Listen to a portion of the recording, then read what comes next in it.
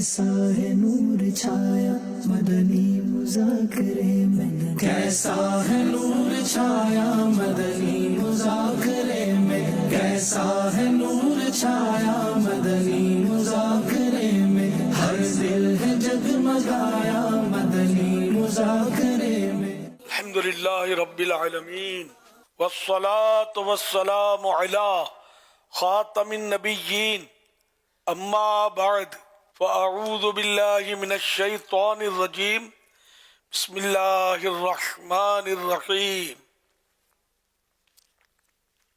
الصلاة والسلام علیک یا رسول اللہ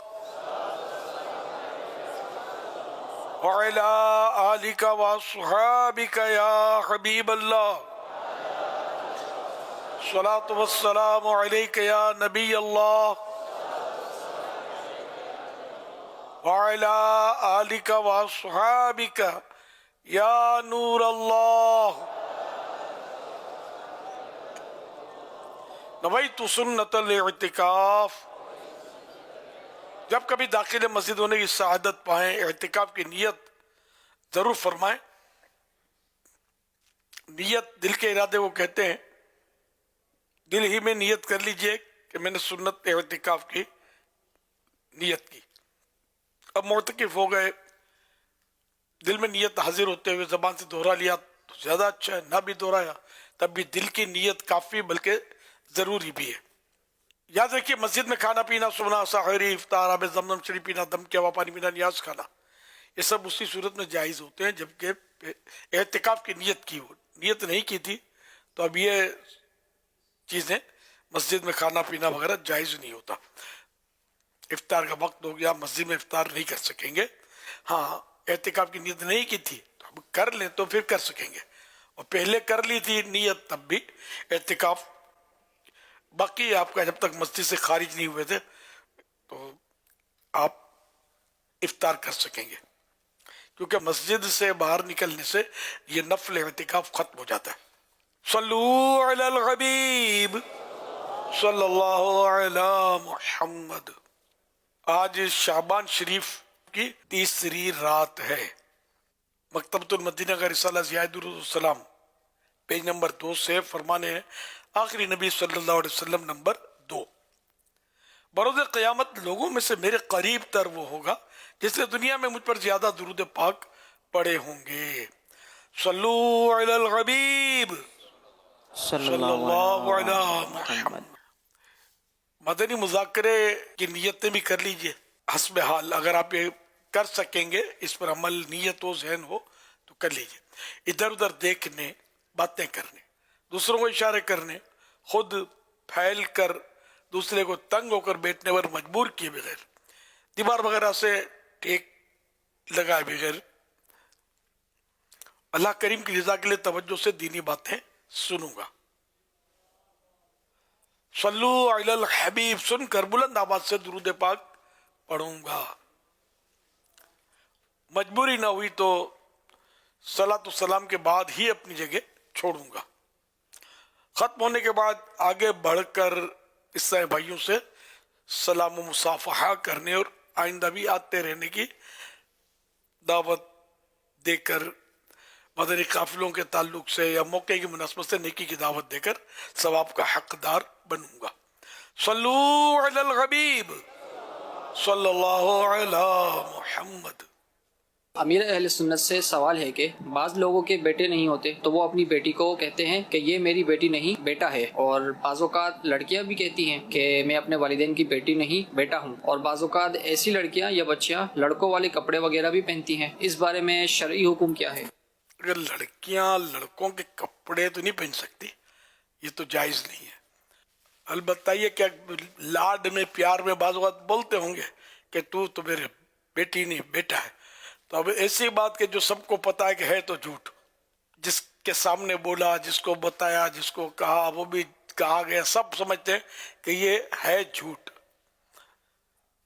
تو اس صورت میں ضرورتاً یہ بول تو سکتے ہیں، گناہگار نہیں ہوں گے، جبکہ ویسے وہ اس میں کہہ رہے ہیں پیار میں، اس کو بلا ضرورت کا تو یہ پھر فضول میں آتا ہے اس طرح کا جھوٹ۔ جیسے وہ شیر کی چیتے کی کہانیاں جو ہوتی ہیں، شیر بولا تو لومڑی نے یوں بولا نا، تو یہ کہاں بولتے ہیں، اور ان کے اگر یہ بولیں تو ہم کہاں سنتے اور سمجھتے ہیں. تو یہ کہانیاں جو اس طرح کی اکابرین نے لکھی ہے، بزرگوں نے، شیخ سعدی نے لکھی ہے، یہ مولانا رومی رحمۃ اللہ علیہ نے لکھی ہے، تو یہ سب کو پتا ہوتا ہے کہ ہے جھوٹ، لیکن ضرورتاً یہ اس میں مطلب ہے کہ یہ فضول کے اس سے بھی نکل جاتا ہے کہ یہاں درس دینا مقصود ہوتا ہے، اور اگر ضرورت نہ ہو، بلا ضرورت اس طرح کا جھوٹ بولا تو یہ فضول میں آتا ہے. اب اس کو بیٹے کے طور پر بیٹی کو یوں چلاتے رہنا یہ خطرناک تو ہے، یہ مطلب اس میں مردانہ انداز پیدا ہونے کا اندیشہ ہے، تو اس لیے اس کو بولنا نہیں چاہیے. سمجھ میں یہ آتا ہے کہ میں تو لڑکا ہوں، اس کا ذہن بنے، تو لڑکی لڑکوں کے اسٹائل کرے گی، لڑکوں والا انداز گفتگو اختیار کرے گی، مذکر میں بات کرے گی، ہاں میں بولتا ہوں، میں پانی پیتا ہوں، میں کھانا کھاتا ہوں، حالانکہ ہے لڑکی، تو اس کو مؤنث والی گفتگو ہی جچتی ہے. اور بھی ہو سکتا ہے بہت سارے اس میں یہ اوصاف جو مائنس ہے اس کے حق میں یہ پیدا ہو جائیں اور نقصان ہو، اور لڑکوں میں گھلے ملے اور کوئی بہت بڑے گناہوں کا ارتکاب بھی ہوتا رہے. صلو علی الحبیب صلی اللہ علی محمد صلی اللہ علیہ وسلم. سوشل میڈیا کے ذریعے سوالات کا سلسلہ ہے. یہ منصور حسین سوال کر رہے ہیں، کہہ رہے ہیں انسان کا مقصد زندگی کیا ہے اور اس مقصد کو حاصل کرنے کے لیے ہمیں کن راستوں پر چلنا چاہیے؟ قرآن کریم نے مقصد زندگی بعض مقامات پر ارشاد فرمایا ہے، وَمَا خَلَقْتُ الْجِنَّ وَالْإِنسَ إِلَّا لِيَعْبُدُونَ، اور ہم نے جنوں اور انسانوں کو اپنی عبادت کے لیے پیدا فرمایا. اور سورۃ الملک میں بھی ہے، الذی خلق الموت والحیات لیبلوکم ایکم احسن عملا، ہم نے زندگی اور موت کو پیدا کیا کہ ہم دیکھیں کہ تم میں سے کون اچھے عمل کرتا ہے. تو اس طرح مطلب یہ کہ زندگی کا مقصد سیدھی سیدھی بات ہے کہ اللہ اور رسول کی اطاعت. اب اللہ اور رسول کی اطاعت کے سائے میں رہ کر، اس کے دائرے میں رہ کر، اس کے فریم کے اندر جو بھی کام کیا جائے گا وہ زندگی کے مقصد سے ہٹ کر نہ ہوا، جبکہ وہ فضولیات یا اور کیونکہ اب تو زندگی کے اصل مقصد سے تو ایک تعداد ہے جو ہٹی ہوئی ہے، اور یہ وہ کام نہیں کرتی جو قرآن میں بیان ہوا یا حدیثوں میں بیان ہوا. نہ اللہ اور رسول عز و جل و صلی اللہ تعالی علیہ وآلہ وسلم کی فرما برداری سے تو لوگ دور ہوتے جا رہے ہیں. تاہم زندگی کا مقصد میں نے عرض کر دیا کہ اللہ اور رسول کی اطاعت. صلو علی الحبیب صلی اللہ علی محمد صلی اللہ علیہ وسلم. عابد حسین یہ سوشل میڈیا کے ذریعے سوال کر رہے ہیں، کہہ رہے ہیں کیا اسلام میں کسی خاص عدد یا پتھر یا رنگ کو تقدیر کے ساتھ جوڑنا اور ان پر یقین رکھنا جائز ہے؟ مثلا پہننے والے پتھر ہوتے ہیں تو وہ اچھا پہنتے ہیں، انگوٹھی میں ڈالتے ہیں. جی جی ہاں، تو اس طرح کی تم اب آپ بولو گے یہ پتھر میں تو تاثیرات تو ہوتی ہیں، تاثیر اصل مؤثر حقیقی اللہ پاک کی ذات ہے. تو اس میں بعض پتھروں میں تاثیریں تو ہیں، انگوٹھی میں پہنے جاتے ہیں، گلے میں بھی پہنے جاتے ہیں، اس کے اثرات بھی ہوتے ہیں. آپ بولو یہ کیسے ہو سکتا ہے؟ تو یہ تو ڈاکٹر کو پوچھو نا کیسے ہو سکتا ہے. سر میں درد کیا، اگر سر میں درد ہو تو میں بولوں سر پہ پتھر رکھو تو بولو یار یہ تو نہیں ہو سکتا. تو ٹیبلٹ جو کھاتے ہو پیسے دے کر، اس کا کیا؟ ٹیبلٹ میں تاثیر ہے تب تو کھاتے ہو یار. یعنی سارے مریض جو دوائیں کھاتے ہی کیا ہے؟ دوا. اب اللہ نے تاثیر رکھی تو دوا کو آپ استعمال کر رہے ہیں. تو دوا میں تاثیر ہو سکتی ہے، ٹیبلٹ میں تاثیر ہو سکتی ہے، مکسچر میں تاثیر ہو سکتی ہے، سیرپ میں تاثیر ہو سکتی ہے، تو پتھر میں کائے کو نہیں ہو سکتی؟ کیا مطلب اسی بات ہے. تو یوں مطلب اس تقدیر سے اس کا جوڑنا، اور یہ تو سمجھ میں نہیں آیا کہ یہ کیوں سوال کا حصہ بنایا اس کو. تقدیر سے کیا تعلق اس کا؟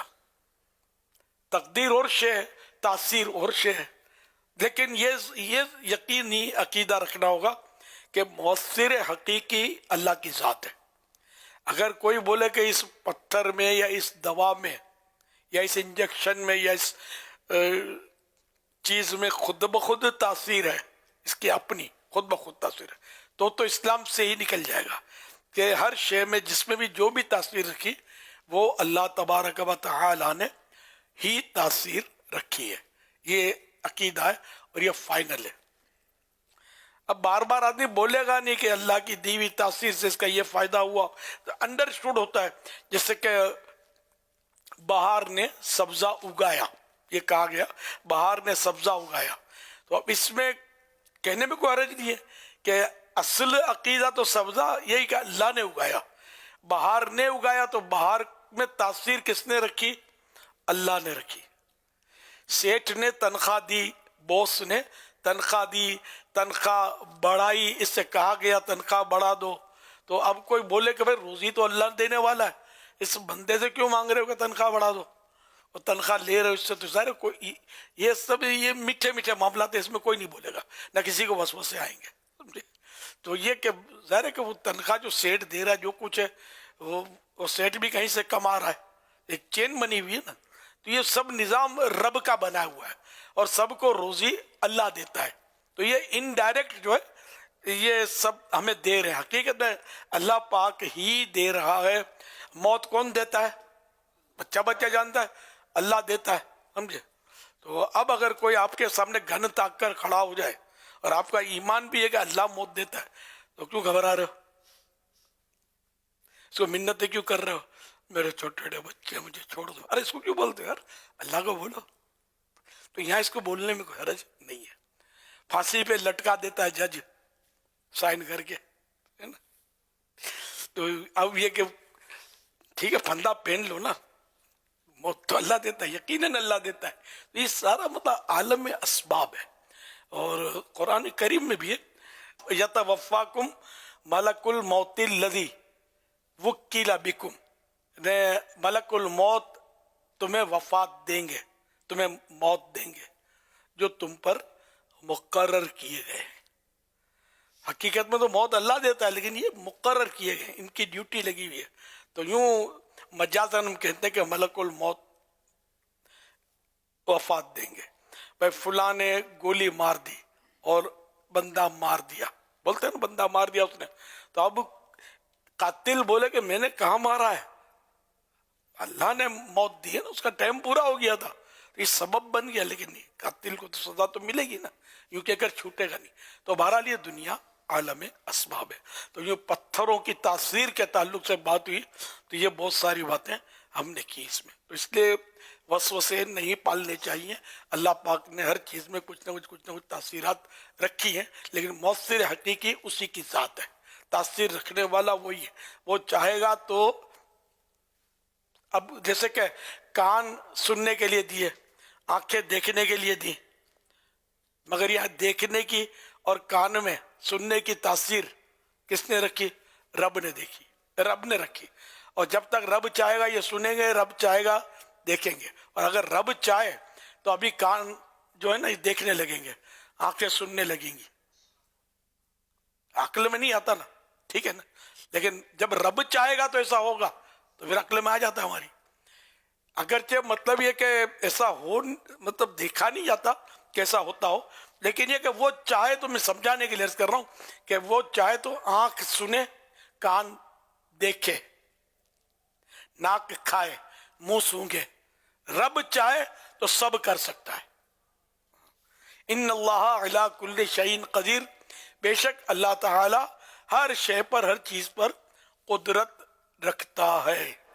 صلو علی الحبیب صلی اللہ علی محمد صلی اللہ علیہ وسلم. 2 شعبان شریف کروڑوں حنفیوں کے امام اعظم ابو حنیفہ رحمۃ اللہ علیہ کا یوم عرس ہے. امیر اہل سنت دامت برکاتہم العالیہ نے اپنے گھر پر نیاز کا اہتمام کیا. آئیے آپ کو اس کے مناظر دکھاتے ہیں. پتھر کا جواب پھول سے. ہمارے امام اعظم ابو حنیفہ رحمۃ اللہ علیہ کو ایک شخص ایک بار برا بھلا کہنے لگا, یہاں تک کہ گالیاں دیتے ہوئے معاذ اللہ آپ کو بے دین تک کہہ دیا. ان غصہ دلاتی باتوں کے باوجود ہمارے امام اعظم رحمۃ اللہ علیہ صبر کے پیکر, نرمی کے پیکر, اور بالکل آپ نے اتنا مطلب یعنی کہ برداشت کرتے ہوئے نرمی اور پیار کا مظاہرہ کیا، اس کو ڈانٹ ڈپٹ کرنے کے بجائے، جوابی کارروائی کرنے کے بجائے، اینٹ کا جواب پتھر سے دینے کے بجائے، بلکہ پتھر کا جواب پھول سے دیتے ہوئے فرمایا اللہ پاک آپ کی مغفرت فرمائے۔ اللہ پاک جانتا ہے کہ آپ جیسا کہہ رہے ہیں میں ویسا ہوں نہیں۔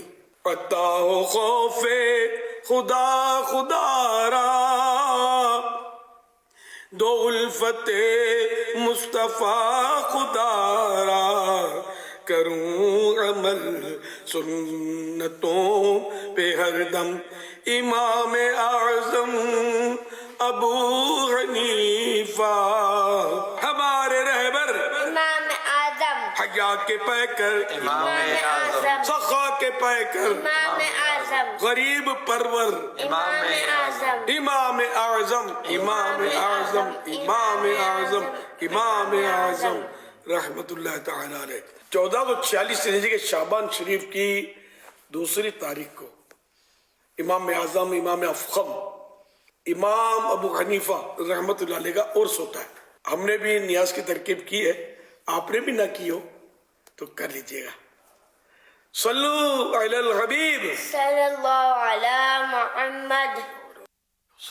کرم سے ہم پر امام اعظم، کرم سے ہم پر امام اعظم ہے سایہ گستر، امام اعظم ہمیں ہو کیوں کر امام اعظم عدو کا اب ڈر، امام اعظم سخا کے پائے کر امام اعظم غریب پرور، امام اعظم حیا کے پائے کر امام اعظم ہمارے رہبر، امام اعظم تو دور دل بر امام اعظم غم و علم کر، امام اعظم امام اعظم امام اعظم امام اعظم امام اعظم۔ تو آج کا دن جو تھا وہ 2 شعبان یہ ہمارے امام اعظم فقیہ افخم حضرت امام ابو حنیفہ نعمان بن ثابت رحمت اللہ علیہ، جو کہ تابعی بزرگ تھے اور بہت بڑے عالم، ایسا عالم تو کسی ماں نے کیا جنا ہوگا، اتنے بڑے عالم تھے، اتنے بڑے عالم تھے۔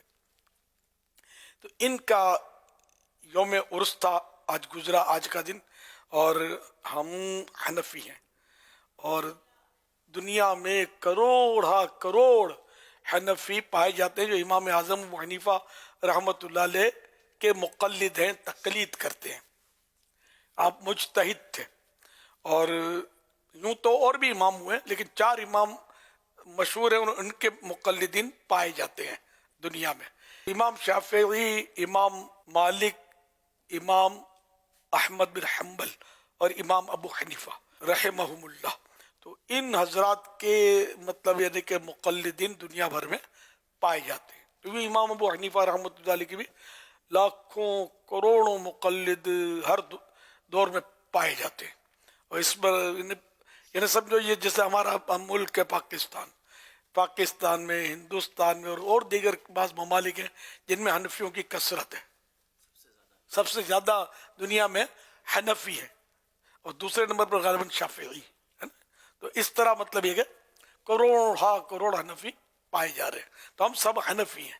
تو ہمارے امام صاحب کا دن ہے تو ہم کو ایصال ثواب کرنا تو چاہیے۔ یہ آپ کو نیاز بھی دکھا رہے ہیں، تو ہم نے یہ بھی ترکیب بنائی ہے، نیاز باکس۔ تو آج انشاءاللہ خصوصی مدنی مذاکرے میں پیش کرنے کی سعادت حاصل کروں گا میں، مگر وہی ہمارے ہاں کیٹیگریز ہوتی ہے، سب کو دینے کا تو دشوار ہوتا ہے ظاہر ہے، کس کو دینا کس کو نہیں دینا وہ آپ کے دیکھ لیجئے گا، آپ کو شاید دوں یا کسی اور کو دوں جیسا موقع انشاءاللہ۔ آپ نے بھی نہ کیا ہو، اگر نیاز نہ کی ہو تو کر دیجیے۔ دیکھو تحریر بھی آپ کی سہولت کے لیے اسکرین پر دکھائی جا رہی ہے، اس میں جو من جانب کر کے جو نام لکھا ہوا نا، اس کو ہٹا کر اپنا نام لکھ لیں، باقی جو مضمون ہے اس کو بے شک باقی رکھیں، اور یہ لیبل لگا کر، لیبل اس لیے کہ پتہ چلے کہ یہ کیا ہے، تو ایک نیاز کا بزرگوں کی ذہن بنتا ہے۔ اور پھر یہ کہ امام ابو حنیفہ رحمۃ اللہ علیہ، تب بچوں کو نہیں پتا ہوتا ہوگا یہ کون تھے کیا تھے، تو یہ اپنے بڑوں سے پوچھیں گے تو ان کو بتائیں گے یہ ہمارے امام صاحب ہیں وغیرہ وغیرہ. تو اس طرح نیاز کی برکت سے ایک بچوں میں بھی تعارف ہوگا ہمارے بزرگوں کا. فائدہ ہے اس کا، نو سائیڈ افیکٹ، پروفٹ ہی پروفٹ ہے. صلو علی الحبیب صلی اللہ علیہ وسلم. سید حسنین رضا مدنی، ساؤتھ کوریا، فیضان مدینہ انچن کے قریب اس وقت ہم موجود ہیں. الحمدللہ عز و جل 3 دن کے مدنی قافلے میں کثیر اسلامی بھائیوں نے فیضان مدینہ میں شرکت کی. کچھ میرے ساتھ ہیں اور کافی اسلامی بھائی اس وقت مسجد میں موجود ہیں. امیر علیہ سنت کی بارگاہ میں عرض ہے کہ ہم سنتے آ رہے ہیں کہ بارش اللہ تبارک و تعالیٰ کی رحمت ہے. تو اس وقت آپ مدنی چینل کی اسکرین پر دیکھ رہے ہوں گے کہ برف باری ہو رہی ہے ساؤتھ کوریا میں. تو کیا اس کو بھی اللہ تبارک و تعالیٰ کی رحمت کہا جا سکتا ہے؟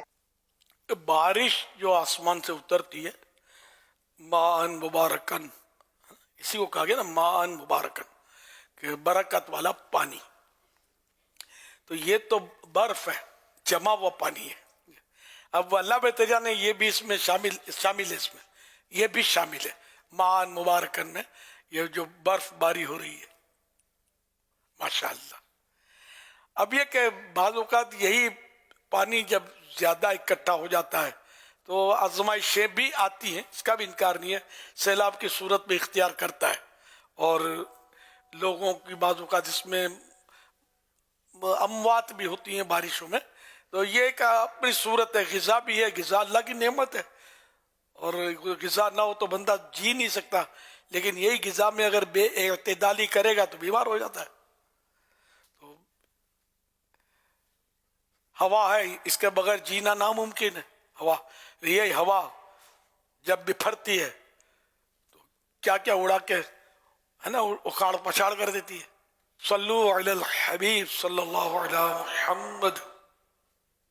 السلام علیکم ورحمۃ اللہ وبرکاتہ. سلام ورحمۃ اللہ وبرکاتہ. یا سیدی عبدالحبیب اتاری، اس وقت اوسلو ناروے سے عرض کر رہا ہوں. یہاں ہر طرف برف کی چادر تنی ہوئی ہے. آپ کو ایک خوشخبری دینی تھی. الحمدللہ عز و جل اوسلو ناروے میں دعوت اسلامی کے مرکز کے لیے ایک عظیم الشان جگہ خریدی گئی ہے. 15 ملین کراؤن کی ہے. آسان لفظوں میں کہیں تو پاکستانی 37 کروڑ روپے کے قریب کی یہ جگہ ہے. اور اب اس کی ہم یہاں فنڈ ریزنگ کرنے آئے ہیں. کچھ رقم باقی ہے. دعا بھی فرما دیں کہ جو باقی ہے وہ بھی جلدی جلدی ہو جائے اور رمضان سے پہلے ہمیں اس جگہ کا قبضہ مل جائے. آپ نے پہلے بھی دعا فرمائی تھی، اللہ ہمارے اس مدنی مرکز کو اسلام کا، سنیت کا، یورپ کی سرزمین کے لیے عظیم مرکز بنا دے. حضور یہاں اس کے ساتھ ساتھ ایک سوال یہ کرنا تھا. اس وقت پوری دنیا میں کئی ممالک میں موسم سرما ہے، لیکن کچھ ممالک ایسے دنیا میں ضرور ہیں جہاں اس وقت بھی گرمی ہے، جیسے ساؤتھ افریقہ اور آسٹریلیا وغیرہ ہے. لیکن اکثر دنیا میں سردی ہے. سردی میں اس موسم میں کھانے پینے میں کیا احتیاط کرنی چاہیے، اور سردی کے دن اور سردی کی راتیں کیا ہمارے لیے آسان کر دیتے ہیں؟ اس بارے میں بھی کچھ رہنمائی فرمائیں. اور یہ بھی ارشاد فرمائیں کہ آپ سردی کے دنوں میں خاص کیا تناول فرماتے ہیں، کون سے مشروبات پیتے ہیں، کن چیزوں سے بچتے ہیں، تاکہ ہم بھی اس سے کچھ گائیڈ لائن لے سکیں، برکتیں حاصل کر سکیں. ہمیں اپنی دعاؤں میں یاد رکھیے گا. اللہ کریم آپ کو صحت والی، عافیت والی، نیکیوں والی طویل زندگی عطا فرمائے. ماشاءاللہ. اللہ کرے اوسلو کا مرکز جو ہے جلدی جلدی تیار ہو جائے، اور جس میں کمی ہے، مالی کمی، اللہ کرے کہ وہ بھی دور ہو جائے. سردی، گرمی، بارش، یہ ایک سائیکل ہے جو گھومتا رہتا ہے. اور مختلف سیزن میں رمضان شریف بھی تشریف لاتا ہے. تو رمضان کی تو بات کرنی ہے نا آج. تو رمضان شریف تو آوے اللہم بلغنا رمضان بصحت و عافیہ. اب 1 مہینے سے بھی کم وقت رہ گیا ہے رمضان شریف کو. اللہ کرے ہم جیتے جی رمضان شریف کو پا لیں اور قدر دانی بھی نصیب ہو جائے. تو سردی اور گرمی یہ دونوں مطلب موسم اچھے. رمضان کی بات چلی تھی تو رمضان گرمی بھی آتا ہے، سردی بھی آتا ہے. میں نے بچپن میں بھی رمضان شریف گرمیوں میں پایا تھا، اور پھر سخت سردیوں میں بھی رمضان دیکھا، بہت ٹھنڈ. اور پھر آہستہ آہستہ پھر گرمیوں میں رمضان آ گیا. پھر اب رمضان شریف کی طرف سردیاں بڑھ رہی ہیں برکت لینے کے لیے رمضان شریف کی، تو آہستہ آہستہ آہستہ یہ پھر رمضان شریف سردیاں ہوں گی. تو یہ اللہ پاک ہر موسم میں ہم کو رمضان دکھا رہا ہے. کبھی روزے آسان ہو جاتے ہیں تو یوں آسانی، پھر کبھی سخت گرمی میں آزمائشیں، اور اللہ کے بندے جو اس میں بھی پیچھے نہیں ہٹتے، جن کو اللہ توفیق دیتا ہے برابر روزے رکھتے ہیں. بہرحال یہ کہ سردیوں کے روزے آسان ہوتے ہیں. فرمان آخری نبی صلی اللہ علیہ وسلم، سردی کے روزے ٹھنڈی غنیمت ہیں. حوالہ ترمذی شریف جلد 2 صفحہ 210 حدیث نمبر 797. اس حدیث پاک کی شرح ہے سردی کے روزوں کو ٹھنڈی غنیمت فرمانے کی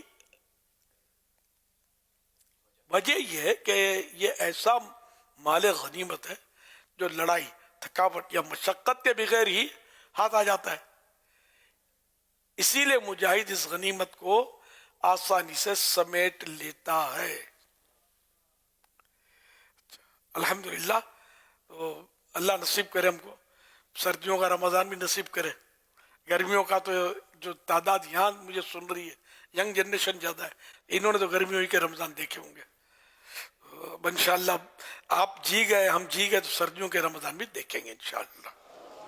حضرت سیدنا قتادہ رحمۃ اللہ علیہ فرماتے ہیں بے شک فرشتے مومنوں کے لیے سردیوں کے آنے پر خوش ہوتے ہیں، کیونکہ اس کے دن چھوٹے ہونے کی وجہ سے مومن روزہ رکھتا ہے اور رات لمبی ہونے کی وجہ سے قیام کرتا ہے، عبادت کرتا ہے رات کو.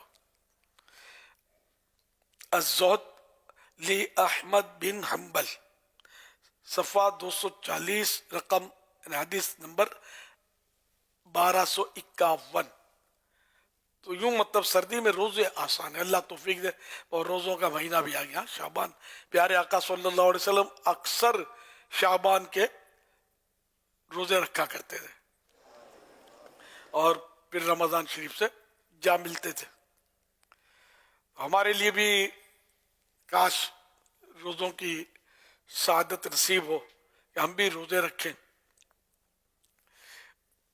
رمضان یہ روزوں کے لیے میں آپ کو ابھی عرض کرتا ہوں،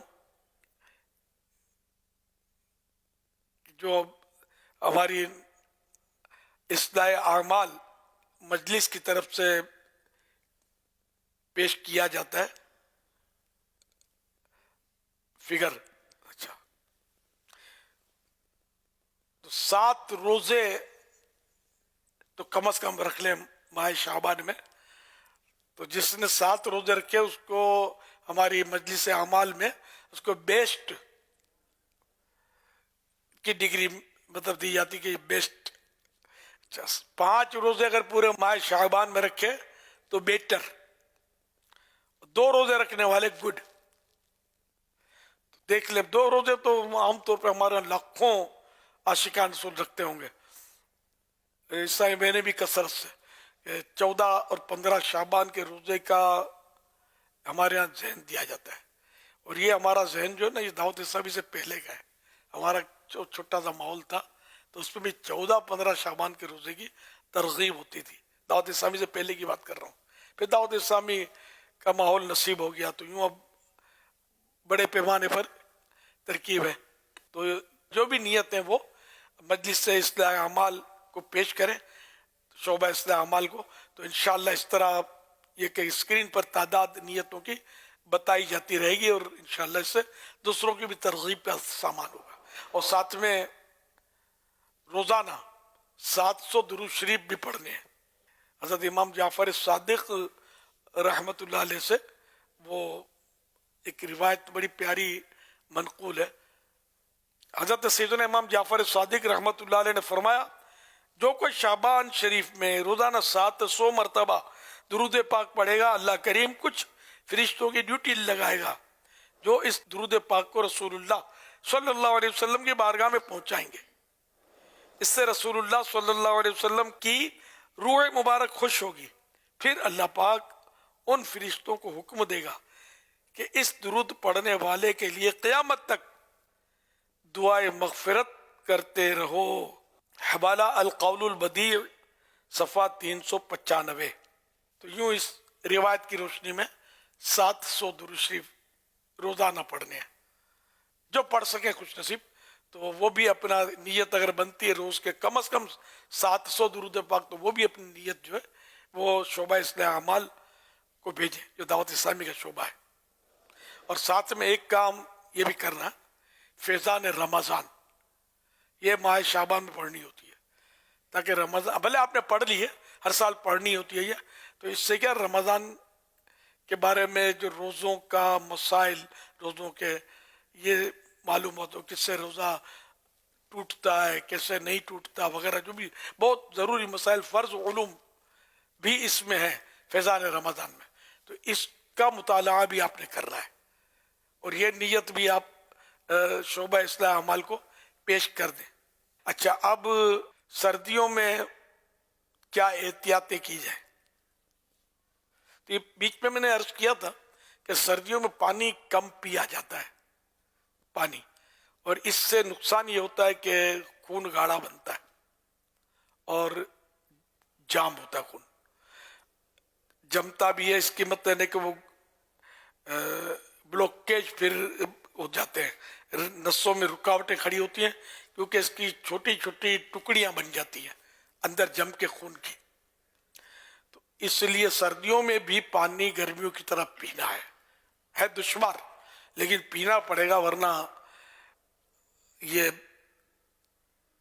آپ کو تو کم پتہ چلتا ہوگا. میں تو پیغامات بناتا ہوں نا، فالج گر رہے ہیں لوگوں کو، پانی نہیں پیتے نا، فالج کا attack, blood pressure high, plus دل کے امراض لڑکوں کو، بچوں کو، ادھیڑ عمر، بوڑھے، پہلے بڑی عمروں میں ہوتے تھے.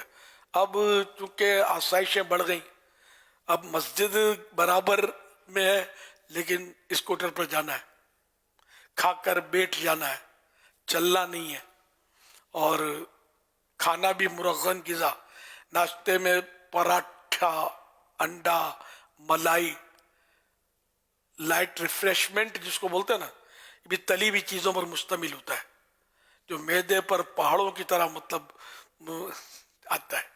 تو یہ کیونکہ غذائیں بڑھ گئیں، مہنگائی، آپ کہتے ہیں مہنگائی بڑھ گئی، اب مال بڑھ گیا ہے. صحیح بولتا ہوں، پیسے بہت بڑھ گئے. جتنے بھی یہ کہ کھانے پینے کے اڈے ہیں نا، یہ آباد ہیں، فوڈ کلچر ہے، مہنگائی بہت ہے. ویسا کھاتے ہیں، بے رحمی کے ساتھ کھاتے ہیں، کھاتے کیا ہیں، نگلتے ہیں. تو اب اس کو فالج ہو گیا، اس کو ہارٹ اٹیک ہو گیا، اس کو یہ ہو گیا، اب پڑے ہوئے اسپتالیں بھری پڑی ہیں. ہو کہاں آپ؟ جوانی ہے، یہ جوانی میں کھا کھا کر بھی جمع ہوتا ہے اندر میں، کچھ نہ کچھ اس کے حساب سے جمع ہوتا ہے. یہ جب تھوڑی عمر آپ کی بڑھے گی، تھوڑا آپ کے ایمیون سسٹم کمزور ہوگا، تو یہ سر اٹھائیں گے، کیا بات، کھا پراٹھا، لے ملائی، انڈا آملیٹ، یہ سب نکلیں گے کیا پھر؟ اللہ پاک سے عافیت کا سوال ہے. مجھے تو ایسی باتیں کرنی نہیں چاہیے کہ بوڑھوں کو تو جلدی اٹیک ہوتے ہیں ان چیزوں کے، لیکن بہرحال میں آپ کو سمجھا رہا ہوں. میرے لیے بھی حفاظت کی دعا کرے. ذرا کھاتا تو میں بھی ہوں، سب سے زیادہ تو میں ہوا کھاتا ہوں، غذاؤں میں ڈرتا ہوں. غذائیں الحمدللہ ڈر کے کھاتا ہوں. احتیاط سے میرا بہت پرانا ذہن ہے. تو اللہ کا کرم ہے کہ میں آپ کے ساتھ بیٹھا ہوں. اگر میں بھی بے دردی سے کھا رہا ہوتا نا اب تک ملائی پراٹھے، تو شاید آپ کے پاس بیٹھا نہ ہوتا، شاید. الحمدللہ مطلب میرا ذہن برسوں سے بنا ہوا ہے احتیاطوں کا. 100 دوا کی ایک دوا پرہیز ہے، کوشش کرتا ہوں. لیکن جوان یہ سمجھتے ہیں کہ یار اپنے کو کچھ نہیں ہوتا. اچھا پھر جب سمجھاتے بھی نا تو یہ بولیں گے میرے کو تھوڑی بول رہے ہیں، وہ سوچتے ہوں گے مجھے تھوڑی بول رہے ہیں، ان لوگوں کو بول رہے ہیں. یہ بھی ہوتا ہوگا کیا؟ کوئی پیچھے ہٹ نہیں رہا. مہنگائی بہت ہے یار، آمدنی کم ہو گئی، کمر توڑ مہنگائی ہے یار. پراٹھا ہٹاؤ نا یار، روٹی لاؤ، یہ کڑھائی گوشت ہٹاؤ، سادہ سالن لاؤ. مہنگائی ختم نہ ہو جائے تو مجھے بولنا، کم از کم آپ کے لیے ختم ہو جائے گی. لیکن مشکل یہ ہے کہ ہلکی کسی کو نہیں چلتی اور سب بولتے ہیں مہنگائی ہے. میں بھی آپ کے ساتھ آواز ملا رہا ہوں کہ مہنگائی ہے. لیکن سچی بات ہے کہ مہنگائی ہمارے ہاتھوں کے کرتوت ہیں. बुजुर्गों के अखबार तो मिल ही रहे ना कि महंगाई है हुजूर, तो खरीदना छोड़ दो, खरीदना छोड़ दो, आप ही सस्ती हो जाएगी। इस तरह के तो अखबार तो बुजुर्गों के हैं, जो चीज महंगी हो जाए तो खरीदना छोड़ दो, खुद ही बेचने वाले सस्ती करेंगे, जाएंगे कहाँ, घर पे थोड़ी रखेंगे। तो हमने मतलब महंगाई बढ़ा दी हमारे करतूतों ने। तो बहरहाल अल्लाह पाक अक्ल सलीम अता फरमाए हमको कि हम खाने पीने में मोहतात रहे। तो सर्दियों में भी पानी पीना है, वरना तो फिर से बोलता हूँ मसाइल सर्दियों में भी आ रहे हैं, तरह तरह के मसाइल, तरह तरह की बीमारियां। अल्लाह पाक आप सबको महफूज रखे, आपके सदके मुझे भी महफूज रखे। मुझे तो सही बात है कि इम्यून सिस्टम बुढ़ापे में कमज़ोर हो जाता है, यानी कि क़ुव्वत मुदाफ़ियात ये कमज़ोर हो जाती है, तो इसलिए मुझे ज़्यादा डर लगता है। तो डरना अल्हम्दुलिल्लाह अच्छा है कि इससे क्या इबादत पर क़ुव्वत हासिल होती है, बंदा नमाज रोज़ा कर सकता है, वरना फिर इससे भी जाता है। इसी बीमारियां गले पड़ जाती है, खुदा की पनाह। शुगर तो मैं कई बार अर्ज कर चुका हूँ कि हर तीसरे पाकिस्तान को शुगर है, भले डिक्लेयर नहीं हुआ, बहुत सौ को नहीं करवाते, टेस्ट नहीं करवाते। एक इस्लामी भाई ने मुझे बताया, खुद बताया कि मतलब मुझे इतना इतना शुगर, मैं तो अब टेस्ट नहीं करवाता, मैं यार फिर खा पी नहीं सकूंगा। अब फिर इस तरह के बस अल्लाह पाक की हिफाजत करने वालों से फिर अचानक कुछ हो जाता है, समझा, फिर 30वां 10वां 40वां सबके ऐलानात बतदरीज होने शुरू हो जाते हैं। इसलिए वो टेस्ट ना करना और इग्नोर कर देना एहतियातों को, ये तो वेरी रिस्की गेम, ऐसा करना नहीं चाहिए। संभल संभल कर फूंक फूंक कर कदम उठाए तो आप सुकून की जिंदगी गुजारेंगे, अल्लाह की इबादत इत्मीनान से कर सकेंगे, वरना तो आजमाइश आजमाइश है। तो सर्दियों में वो ग़िज़ाएं खाएं, जैसे कि फल जो आते हैं ना सर्दियों में, ये अल्लाह पाक का निज़ाम है, वो सर्दियों के लिए मुवाफिक होते हैं। जो गर्मियों में फल आते हैं वो गर्मियों के लिए मुवाफिक होते हैं। सर्दियों में ड्राई फ्रूट खाया जाता है, जैसे किसी ने वो पोस्ट भी चलाई थी कि सर्दियों में ड्राई फ्रूट खाओ वरना डॉक्टर के बच्चे खाएंगे, अपने बच्चों को खिलाओ वरना डॉक्टरों के बच्चे खाएंगे। यानी ड्राई फ्रूट नहीं खाओगे तो बीमार हो जाओगे, और इसके पैसे जो आप बचाओगे ना तो वो दवा में चले जाएंगे, और फिर डॉक्टर के बच्चे ड्राई फ्रूट खाएंगे। इस तरह का कुछ वो चोट करने वाला, हालांकि ज़रूरी भी नहीं है ड्राई फ्रूट जो ना खाता हो तो बीमार ही हो जाए। ड्राई फ्रूट खाली नाम ही सुना होगा बहुत सौ ने, ड्राई फ्रूट खाना कोई हर एक के बस का रोग थोड़ी है। पराठा हटे, मलाई हटे तो फिर शायद कहीं से वो इंजीर निकले, तो कहीं से खुबानी निकले, तो कहीं से जेब में से काजू निकले, तो अब ये सारे ग़िज़ा ऐसी खा रहे हैं तली गली, समझे, तो ये फिर ड्राई फ्रूट नहीं खरीद सकते, महंगाई बहुत है। पैसा बचाओ, ड्राई फ्रूट खाओ, इंशाल्लाह सेहतमंद हो जाओगे, इंशाल्लाह सेहतमंदों की तरह जिंदगी गुजारोगे। अगर ये आज मान लो, वरना डॉक्टर की तो माननी पड़ेगी। क्या ये सब छुड़ा देगा आपको? जी जी डॉक्टर साहब, जी डॉक्टर साहब। तो मौलाना अब ये क्या जाने, मौलवियों को क्या पता चले, चलो ठीक है, आपको सब पता चलता है। अल्लाह पाक रहम करे। तो खाने पीने में एहतियात करेंगे तो इंशाल्लाह मदीना मदीना हो जाएगा। मुझे कहा था कि आप क्या करते हैं सर्दियों में, तो मैं तो हवा खाता हूँ। मैंने अपनी सर्दी हो या गर्मी, मैंने बताया मैं सर्दियों में गर्म पानी, हत्तल इम्कान गर्म पानी पीता हूँ। गर्म और मोतदिल गर्म डालकर, थोड़ा नीम गर्म जिसको बोलते हैं, आधा उदा